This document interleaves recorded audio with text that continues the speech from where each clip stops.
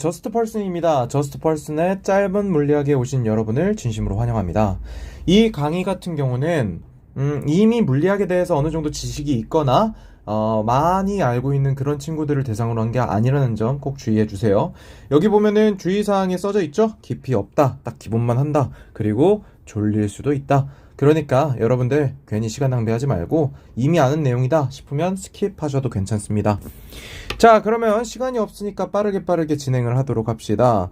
자, 일단은 이 시간에 우리가 이제 할 게 뭐가 있냐? 이 시간에 할 거는 첫 번째 시간이고요. 이 물리량이라는 거에 대해서 배우도록 해봅시다. 물리량이 무엇일까요? 이 물리량이라는 거는 여기저기서 이제 많이 나오는 건데, 일단 기본적으로 이 물리적인 현상이라는 게 있어요. 이 물리적인 현상이란 게 무엇이냐? 물질의 상태, 어떤 물질의 종류 이런 게 변함없이 그냥 모양이나 이런 것들이 변하는 거, 입자의 운동 이런 것들이 변하는 걸 이제 물리적 현상이라고 얘기를 하는데, 여기랑 관련돼 있는 것들 중에 측정해서 수치화할 수 있는 거, 그것들을 이제 수치화한 것, 이게 바로 물리량이다라고 생각을 하시면 돼요. 그래서 여기서 이제 중요한 표현이 이 수치화라는 게 있는데, 이 수치화라는 게 무엇이냐? 숫자로 표현을 한 것이다 라고 생각을 하시면 됩니다. 자, 그 다음 물리량을 나타내는 데 있어서는 우리가 이제 기호와 단위라는 개념이 있는데, 이 기호라는 거에 대해 먼저 알아보도록 합시다. 여러분들은 이제 기호에 대해서는 이미 많이 봤을 거예요. 예를 들면은 우리가 이제 속력 같은 거, 이거는 다들 알 테니까 기호로 표현하면, 영어 한 글자로 표현하면 뭐라고 이야기해요? V라고 이야기를 합니다. 왜냐? 속력을 영어로 표현할 때 velocity라고 이야기하기 때문이죠.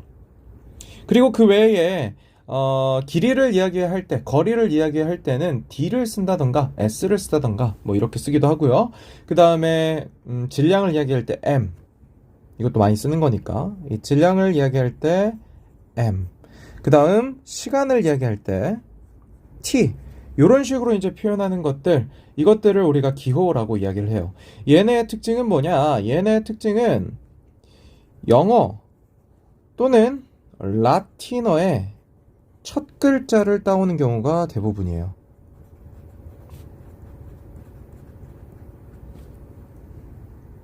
글씨가 좀 이상하죠? 자, 뭐라고요? 라틴어의 첫 글자를 따왔다. 이게 왜 중요하냐? 그거는 바로 요거 때문입니다. 그러니까 예를 들면 뭐 이런 거야. 우리가 채팅을 쓸 때 이거 쓰기 귀찮잖아. 그러니까 어떻게 해요? 귀찮으니까 그냥 이응으로 표현을 하죠. 이런 것처럼 우리가 이 물리량이라는 거를 풀네임으로 부르려면 뭐 속력은 velocity, 질량은 mass, 시간은 time, 이런 식으로 길게 써야 되는데, 아무래도 발음하는 데는 짧더라도 쓰는 데는 좀 길어지는 것들, 특히 이제 velocity 같은 경우는 무려 글자가 몇 글자입니까? 8글자예요. 그쵸? velocity. 그렇기 때문에 이런 걸 일일이 쓰는 게 귀찮았던 사람들이, 이 과학자들은 생각보다 게으른 사람이기 때문에 이 사람들이 쓸데없는 데다 시간을 쓰지 않겠다, 효율적으로 하겠다 해서 우리가 지금 니은 쓰는 것처럼 그냥 첫 글자를 따오는 거야. 이렇게 따와가지고 만들어진 게 뭐다? 그게 바로 기호라는 거죠. 그렇기 때문에 여기에서 이 기호를 통해 알 수 있는 거는 무엇이냐? 기호를 통해 우리가 알 수 있는 거는 결과적으로 그렇게 생각을 하면 됩니다. 이 기호를 통해 알 수 있는 것, 바로 물리량의 정의를 알 수 있다라고 보면 돼요.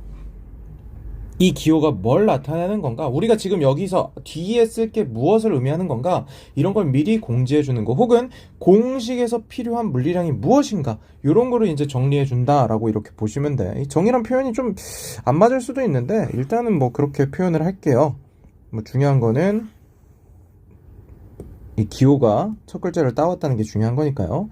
자, 그 다음 두 번째로는 단위가 있습니다.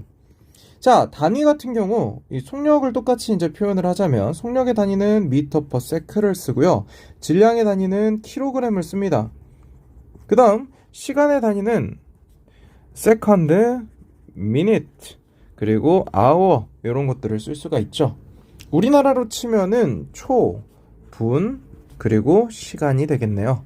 자, 이런 것들을 봤을 때 여러분들이 이제 뭐랑의 차이점을 알아야 돼. 기호와 단위의 차이점을 확실하게 구분할 수 있어야 돼요. 아무래도 이 과학을 좀 어려워하고 힘들어하는 친구들 같은 경우에 맨 처음에 어려워하는 게 이게 쓰는 게 기호인지 단위인지 단위를 쓰라 했는데 막 T를 쓰고 이런 친구들이 가끔 있단 말이야. 내가 여러분을 너무 무시하는 건가? 뭐 어쨌든 그런 친구들이 있기 때문에 그런 친구들을 위해 다시 한번 정리를 해줍니다. 기호와 단위는 엄연히 다른 거고요. 기호는 뭘 나타낸다? 바로 정의를 나타낸다. 정체를 나타낸다. 이게 좀 더 맞는 표현이겠네. 그럼 단위는 뭐냐? 단위는 숫자의 의미를 알려주는 겁니다. 예를 들어 속력이 1m/s다 라고 하는 건 이건 무슨 뜻이냐? 1초 동안 1m를 갔다라는 거예요. 근데 여기에서 이제 중요한 게 뭐냐면 바로 그거야. 우리가 이 m/s라는 걸 안 썼다라고 가정을 해보자. 예를 들어 자, 나는 속력이 10인 운동을 했어 라고 하는 거지. 그럼 이렇게 이야기를 하면은 여러분 이 속력이 10이라는 게 어느 정도인지 상상이 됩니까? 누군가는 말하겠죠. 1초 동안 10m를 갔어. 근데 갑자기 이제 그 이야기를 했던 친구가 이러는 거야. 니은 나 1시간 동안 10m 갔음. 물론 1시간 동안 10m 가는 것도 대단합니다. 왜? 1시간 동안 10m밖에 안 움직이는 게 얼마나 힘든데. 여러분들 한번 해보면 알 거야. 어쨌든 중요한 건 뭐냐면 이런 식으로 숫자만 표기하게 되면은 뭘 제대로 알 수 없어. 속력인 걸 알고, 그쵸? 10이라는 숫자도 알아. 하지만 뭘 모른다. 얘가 이 10이 의미하는 게 정확히 뭔지를 모른다는 거지. 그렇기 때문에 우리가 이 단위라는 거는 뭘 이야기하는 거다? 이 단위라는 거는 결과적으로 요걸 이야기한다고 보면 돼요. 숫자, 앞에 있는 숫자의 정체를 알려준다. 이 앞에 있는 숫자가 무엇을 의미하는 건지 확실하게 알려준다 라고 생각을 하시면 됩니다. 그게 뭐다? 단위이다 라는 거죠. 여기까지가 이제 물리량에서 기본적으로 알아야 될 기호와 단위에 대한 그 내용이었고요. 그 다음 물리량에서 이제 나타내는 게 무엇이 있는가 요거에 대해서 좀 보도록 합시다. 세 번째, 그래서 이런 색깔 안 바꿨네. 자, 세 번째, 물리량은 무엇을 나타내는가? 물리량이 포함하는 것. 자, 물리량이 포함하는 거는 크게 세 가지예요. 첫 번째는 크기고요. 오케이? 그 다음 두 번째는 단위고요. 단위는 방금 전에 이야기했으니까. 그 다음 세 번째는 무엇이 되느냐? 방향이 됩니다. 근데 여기서 이제 주의해야 될 게 무엇이냐면 이 방향이라는 거는 얘는 가끔, 항상이 아니야. 가끔 들어간다. 즉, 이 친구 같은 경우는 필수가 아니다. 하지만 이 크기와 단위는 얘네는 필수입니다. 물리량이라면 이 두 개를 무조건 포함을 해야 돼요. 특히 이 크기 같은 경우는 숫자로 표현을 안 하고 문자로 표현하는 경우도 있어. 그래서 얘는 숫자나 또는 알파벳 A, B 이런 알파벳으로 문자로 표현하는 것들 이렇게 되는 거고요. 단위는 이제 물리량에 따라서 정해져 있죠.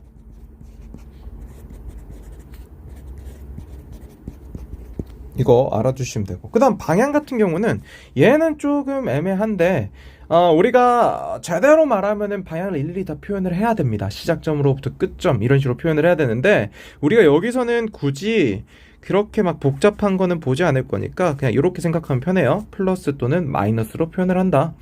수학에서 우리가 플러스랑 마이너스로 이야기했던 게 수학에서는 이제 크기를 이야기하는 거였다면 과학에서는 방향을 이야기하는 건다. 물리에서는 방향을 이야기한다 라고 생각을 하시면 조금 편합니다. 물론 크기로 계산하는 경우도 있긴 하지만 진짜 중요한 거는 크기로 계산할 때보다는 방향으로 볼 때가 훨씬 많다는 거고, 크기로 계산하는 거는 여러분이 이미 잘해. 그렇기 때문에 방향으로 인식하는 게 중요하다는 거지. 그럼 어떨 때 플러스를 쓰느냐? 플러스를 쓰는 경우 첫 번째는 오른쪽으로 갈 때입니다. 어느 쪽으로 갈 때? 오른쪽. X값을 생각하면 좀 편해요. 그다음 두 번째는 위쪽으로 갈 때입니다. 얘는 뭐겠어? 그렇지. y-값을 생각하면 편해요. 마지막으로 세 번째는 처음 그대로입니다. 우리가 처음 운동하는 거, 처음 움직이는 방향, 처음 상태 그대로를 간다라고 했을 때 플러스로 잡는다. 이런 식으로 할 수가 있겠죠. 이게 일반적으로 하는 거고 항상 그런 건 아니야. 그 다음 두 번째, 그럼 마이너스는 뭐겠어? 첫 번째 왼쪽입니다. 이거는 이제 마찬가지로 x의 경우고요. 그 다음 두 번째 아래쪽이에요. 이것도 y입니다. 그리고 마지막으로 세 번째 처음과 반대 방향으로 갈 때 이렇게가 되겠죠. 이럴 때 우리가 마이너스를 쓴다라는 거 꼭 기억을 해두세요. 자, 여기까지 보면은 물리량이 포함하는 것들에 대해서 봤고요. 이제 진짜 본격적으로 물리량의 종류와 그리고 물리량의 분류가 맞는 표현이겠지. 이거에 대해서 좀 보도록 합시다. 자, 물리량의 구분이 맞는 표현인 것 같아. 구분 혹은 분류, 뭐 편할 대로 씁시다. 일단은 의미만 통하면 돼. 어차피 여러분들 이거 막 글자 잘못 썼다고 뭐 그럴 일이 없잖아, 그치? 자, 그러면 봅시다. 첫 번째 물리량 구분하는 방법은 아까 세 번째에 나왔던 그거예요. 방향의 유무입니다. 이게 기준이에요. 그래서 방향이 있다라고 했을 때 방향이 있는 경우가 있을 것이고 그 다음에 방향이 포함되지 않는 경우가 있겠죠. 이 두 가지 경우가 존재하는데 있는 경우 우리는 이걸 뭐라고 이야기를 하느냐? 벡터라고 이야기를 해요. 벡터라는 물리량은 뭘 포함한다? 방향을 포함한다. 꼭 기억해 줍시다. 자, 그 다음에 없는 경우 같은 경우는 우리가 이제 뭐라고 이야기하냐? 스칼라라고 이야기를 합니다. 뭐라고 이야기한다? 스칼라라고 이야기를 한다. 그래서 이 친구 벡터의 이제 대표적인 예시로는 우리가 흔히 말하는 이 변위라던가 변위가 뭔지 모른다면 이거는 이제 위치의 변화량 해서 변위라고 쓴다고 보면 되고요. 그 다음에 속도라든지 아니면 가속도 그리고 매우 중요한 힘 이런 것들이 여기 포함되고요. 스칼라 같은 경우는 이동 거리, 속력, 시간, 길이, 질량 이런 것들이 포함이 됩니다. 등등등. 특히 여기 나와 있는 애들은 자주 나오는 것들이기 때문에 여러분들이 꼭 기억을 해 주셔야 됩니다. 굳이 이제 물리학 1까지 안 가더라도 물리학까지 가지 않더라도 우리가 통합과학 수준에서도 다루는 애들이니까 여기에 이제 추가로 뭐 운동량이라든지 혹은 충격량 이런 것들이 들어갈 수 있겠네요. 글씨가 개판인 이유는 별로 중요한 건 아니니까. 어차피 나중에 다시 할 거니까. 자, 어쨌든 여기까지가 이제 방향의 유무로 뭐라고 구분한다? 벡터라고 구분한다, 스칼라라고 구분한다. 이렇게 두 가지였어요. 자, 다음으로 볼 거는 두 번째. 두 번째는 뭐냐? 바로 기본과 파생입니다. 자, 일단은 기본이라는 건 무엇이냐? 얘는 대체될 수 없는 혹은 분해될 수 없는 물리량이라고 생각하면 돼요. 뭐라고요? 대체될 수 없는 분해될 수 없는, 분리될 수 없는, 다른 것들로 바꿀 수 없는 그런 거를 우리가 기본 물리량이라고 이야기를 한다. 오케이? 그래서 이 기본 물리량에 해당하는 거는 여러분들이 이제 기억을 해야 될 게 정확히 몇 개냐? 딱 7개입니다. 외우기 쉽죠? 몇 개라고요? 7개. 이 7개가 어떻게 되느냐? 길이, 질량, 시간, 전류, 온도, 물질의 양, 빛의 강도예요. 다시 써줄게. 길이, 그 다음에 질량, 시간, 온도, 그 다음에 물질의 양. 이게 좀 주의해야 되는 부분이겠지? 질량하고 비슷하니까. 그 다음 뭐예요? 빛의 강도입니다. 자, 여기에서 이 길이라는 거 너무나도 잘 압니다. 우리가 일반적으로 이제 미터라는 걸 기본으로 쓰고요. 질량 같은 경우는 물질의 고유한 양으로 킬로그램을 쓰고, 시간 같은 경우는 말 그대로 시간이죠. 시각과 시각 사이 흐른 시간. 그래서 t를 쓰고요. 온도 같은 경우, 잠깐만. t를 쓰면 안 되지. 미안. 이거는 기호를 써버렸네. s를 써요. 그 다음 온도 같은 경우는 여러분 주의하세요. 도시가 아니라 절대 온도의 단위인 켈빈을 씁니다. 그 다음 물질의 양 같은 경우 요거가 질량하고 이제 헷갈릴 수가 있는데 둘이 달라요. 얘는 우리가 이제 화학을 배울 때 쓰는 건데 몰이라는 걸 써요. 그 다음에 빛의 강도라는 게 있습니다. 이 빛의 강도는 CD라는 걸 쓰는데 잠깐만 얘 이름이 뭐였지? 갑자기 기억이 안 나네. 뭐 근데 중요하진 않아. 왜? 내가 기억을 못한다는 거 아까 이야기했지만 짧은 물리학이야. 그 말인즉슨 이 빛의 강도 이거 단위 굳이 몰라도 돼요. 고등학교 수준에서는 더 정확히는 이 물리학 1까지 일단은 뭐 2등급 1등급까지 가고 나서 그때 생각하면 돼. 그러니까 앞에 나왔던 이 6가지가 좀 더 중요하다라고 보시면 되고, 사실상 그쵸? 이 뒤에 빛의 강도 같은 경우는 얘는 나중에 진짜 물리를 할 땐 좀 중요한데 앞에서 우리가 지금 하는 수준의 물리에서는 그렇게 중요하지 않다라고 보시면 돼요. 자, 그 다음에 두 번째는 파생이 되겠죠. 파생 같은 경우는 많다. 엄청나게 많아요. 이 위에 있는 7가지들을 조합해서 만들 수 있는 걸 파생이라고 하는데, 대표적으로 우리가 이제 아까 이야기했던 이 속력 혹은 속도의 단위가 되겠죠. 이 V 같은 경우는 단위를 쓸 때 미터 퍼 세크를 씁니다. 그쵸? 선생님 힘은요? 힘, force. 얘 같은 경우 어떻게 써요? 이 포스는 단위를 뉴턴을 써요. 근데 이 뉴턴이라는 거는 우리가 편하게 바꿔놓은 거야. 약간 복잡하게 쓰고 길게 쓰는 거 싫어한다 그랬지. 그러다 보니까 우리가 좀 간단하게 바꿔놓은 거고, 실제로 이 힘이라는 건 뭡니까? 얘는 킬로그램과 미터 퍼 세크의 제곱이라는 곱으로서 표현할 수가 있게 되는 거죠. 그래서 힘은 파생이야, 파생. 이 파생이란 표현이 무슨 뜻이야? 이거 과학이 아니라 국어에서 배우잖아. 어디서부터 탄생했다.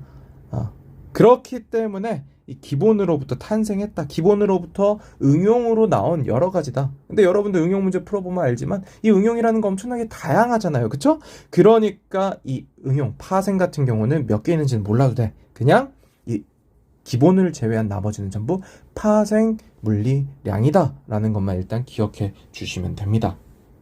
오케이? 그리고 각각의 물리량에 대한 거는 우리가 다음에 좀 더 자세히 보도록 할 겁니다. 자, 그 다음 또 이제 좀 의문이 될 만한 부분에 대해서 이야기를 해볼게요. 그 부분이 이제 어떤 부분이냐, 이런 부분이 되겠죠. 선생님, 길이 같은 경우는 미터만 있는 게 아니지 않습니까? 킬로미터 아니면 마일 뭐 이렇게 많을 텐데 왜 미터를 씁니까? 그리고 질량, 선생님 질량도 킬로그램만 있는 게 아니라 그램도 있고 밀리그램도 있고 톤도 있고 다양하게 있지 않습니까? 시간, 아까 선생님이 말하지 않았습니까? 미닛, 뭐 아워 이렇게 있지 않습니까? 온도 같은 경우도 도시도 있고요. 그쵸? 그 다음에 물질의 양, 이쪽은 뭘 쓰죠? 근데 중요한 거는 이 길이, 질량, 시간, 온도 뭐 이런 것들 사실 이거 말고 다른 방법으로도 표현할 수 있는데 왜 우리가 굳이 얘네들 가지고만 표현을 합니까? 왜 이것만 선생님이 말했습니까? 라고 의문이 들 수가 있을 것 같아서 그것까지 이야기하고 이번 시간 마무리하도록 합시다. 자, 그거는 뭐냐? 아주 간단한 이유입니다. 어떤 이유냐? 우리가 사람들마다 선호하는 게 다 달라요. 취향이라는 게 있잖아. 그치? 여러분도 아시다시피 이 취향이라는 건 굉장히 다양하고요. 모든 사람의 취향은 존중받아야 됩니다. 그쵸? 우리가 이제 흔히 말하는 말이 취존해달라 뭐 이런 이야기 하잖아. 그치? 그렇기 때문에 사람들이 이제 사실 표현하는 거에 있어서 길이를 표현하는데 나는 센티미터가 좋으니까 센티미터를 기준으로 할 거야. 미터를 기준으로 할 거야. 킬로미터를 기준으로 할 거야. 그렇게 이야기를 하는데 내가 여기서 이야기하는 거는 이제 그렇게 됐을 때 문제가 발생을 했기 때문에 새로 과학자끼리 약속을 한 게 있어서 그거를 이야기해 주려고 합니다. 자, SI 국제 표준 물리량 뭐 이런 게 있어요. 이거는 뭐냐면 약속한 겁니다. 뭐라고요? 약속한 거. 그러니까 세계에 있는 수많은 과학자들이 국제적으로는 표준을 정해놓은 거야. 국제적인 표준. 그러니까 사람들마다 좋아하는 게 달라요. 예를 들면 우리가 일상생활에서 속력에 대해 이야기할 때 보통은 미터 퍼 세크로 이야기하기보단 뭘로 이야기해? 킬로미터 퍼 아워로 이야기를 해. 왜? 자동차 타면서 맨날 뭐 80km, 시속 80km로 달리느니 뭐 시속 100km로 달리느니 이렇게 이야기를 하잖아. 근데 문제는 사람이 선호하는 게 다 다르잖아. 그러니까 국제적으로 우리 이거에 대해 이야기할 때는 그냥 이걸 기준으로 쓰는 거, 이걸 표준으로 쓰는 걸로 하자라고 약속을 하는 거죠. 그래서 국제적인 표준이 있는데 이때 이제 정해진 게 아까 그거예요. 길이에서는 뭘 쓰고 미터를 쓰고, 그쵸? 일단은 길이의 기호도 써줄게. 길이에서는 단위는 미터를 쓰겠다. 자, 그 다음 뭐에서는 질량. 요것도 이제 많이들 어려워하죠. 기호는 질량이 m이고 단위는 길이가 m이고. 어쨌든 질량에서는 우리가 뭘 쓰겠다? 킬로그램을 기준으로 쓰겠다. 이건 이제 미터, 킬로그램. 그죠? 그 다음 시간. t에서는 뭘 쓰겠다? 세컨드를 쓰겠다. 초를 기준으로 보겠다. 그 다음에 뭐가 있을까? 그쵸? 길이 했고 질량 했고 시간 했고 그치, 온도. 잠깐만, 아까 중요한 걸 빼먹었네. 일단 그거 다시 이야기합시다. 이 t는 템퍼처의 t예요. 일부러 시간이랑 구분하려고 라지 t로 썼어요. 그리고 얘는 k라고 쓰고 켈빈이라고 있죠. 그 다음 아까 빼먹고 이야기를 안 했는데 이 국제적인 국제적인이래. 우리 기본 단위에 전류도 있어요. 당황해가지고 잘못 썼다. 자, 전류 같은 경우는 I를 써요. 이 I는 뭐 intensity of current인가 뭐 이런 거였던 것 같은데, 자, 굳이 알 필요 없어. 중요한 건 뭐야? I가 전류다라는 거지. 그리고 이때 우리는 뭘 쓴다? A를 쓰고요. 그쵸? 이 A를 쓰고 얘를 뭐라고 읽냐? 암페어라고 읽어요. 이거 외에 이제 뭐 나머지도 있긴 한데 사실상 고등학교 물리학 1 과정에서 그리고 고등학교 통합과학에서 물리 파트에서 다루는 물리량과 관련된 이 단위들은 보통 요게 끝이에요. 이거 말고 다른 것들은 그 아까 얘기했던 몰이라든가 아니면 그 CD라든가 걔네들 같은 경우는 우리가 기본적으로 안 다루기 때문에 내가 그 안 해온 이유가 다 있겠죠. 그래서 우리가 요거까지만 확실히 기억을 해주면 되겠다. 오케이? 내가 길이를 마일을 쓰고 싶어. 그래도 국제적인 표준이 미터다. 그럼 이거는 뭘 의미하는 거냐? 사실 이제 이거 알아서 뭐합니까 하겠죠. 이거의 의미는 뭐냐면 결국에 이제 문제를 풀 때, 그쵸? 우리가 문제를 풀 때 기본은 여기에 맞춰야 된다라는 거죠.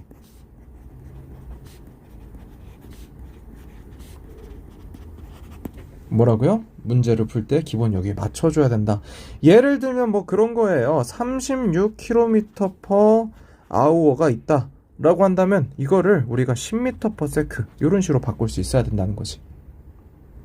뭐 이거 바꾸는 거나 이런 것들에 대해서는 이따 나중에 우리가 이 길이와 질량, 시간, 온도, 전류 뭐 이런 것들에 대해서 하나하나 이제 좀 살펴볼 때 그때 좀 보도록 하고, 일단 여러분들은 여기까지만 알면 돼요. 오케이, 고생했어요.